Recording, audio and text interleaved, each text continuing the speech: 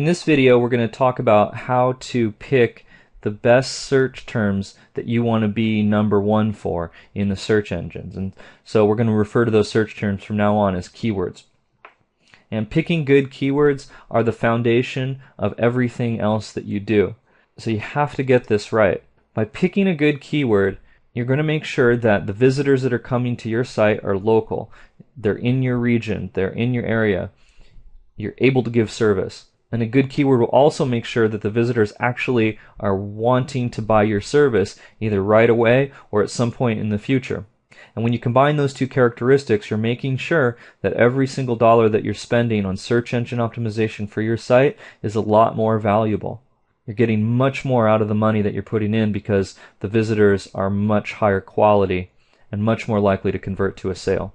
Now, conversely, picking a bad keyword causes a lot of problems. The visitors can be from all over the place. Maybe they're on the other side of the country or even in another country. So obviously you're not going to be able to serve them at any point in the future. Or maybe they're giving you visitors that are kind of wishy-washy about whether they actually want to buy your service either now or later. They're just kicking the tires. And so now you've got the harder job of having to really sell to them rather than simply meeting the needs of someone who's already open to making a purchase. So that means that every single dollar you're spending is much less valuable. And so you've got to spend more and you're still getting less to get the results that you want. Okay, so what is a good keyword? It comes down to 3 primary points. And the first one is that the keyword has a good consistent search volume. How many people are searching for that in a given month? Now, if you're at #1 in Google, you're going to get about 40% of that search volume. So if 10,000 people are searching for something, you're probably going to be looking at 4,000 visitors. The other thing you want to look at is how much competition is there for that keyword? And there's a couple ways you can judge it. And the first litmus test is how many sites in total show up in the results when you type that in. And usually Google shows way more sites than it really needs to. You'll often see that there are hundreds and thousands of results, sometimes millions. And you don't really need to worry about that so much. What you actually want to do, look at the sites that are on the first page, the first 10 websites, especially the top 3, and look at how strong their search engine optimization is. And you know that you can look at their PR, you can see how many backlinks they have pointing to it, you can see what's on the page, and you can decide if your page is going to be able to match that and then do better so that you can be #1. And then the last one is a little bit more subtle, but make sure that you're picking keywords that indicate that the person typing it is in a buying mindset, that they're ready to buy something. So let's go back to our fruit website and say that we're trying to pick keywords for our apple page. So do you want to target the keyword that says, "What are apples?"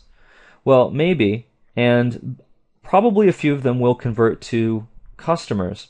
But what about this keyword, free apples? There's probably a lot of traffic for it, but the problem with it is there's no buying intent behind it. These are people who are looking for handouts, freebies. They don't want to spend money. So go for the keywords that are demonstrating that they want to spend money on your service. Go for the things that are like buy apples. Think about it this way.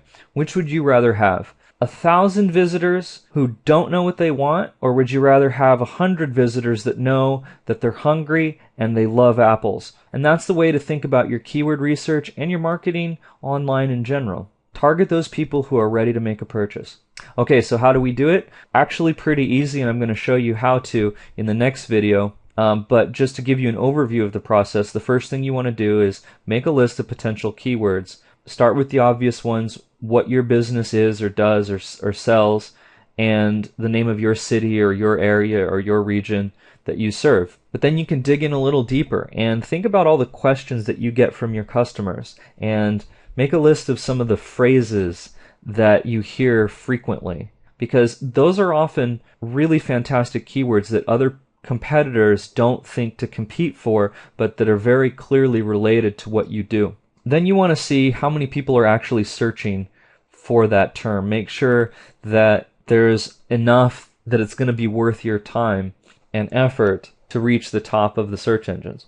And then you also need to make sure that the pages that are in the top 10, especially the top 3, aren't too strong, that you're able to take your page and match what they're doing and then exceed it to make sure that you're the one that's on the top. And there's a couple free tools I'm going to show you how to use that you can start doing right away. So let's get on to the next video.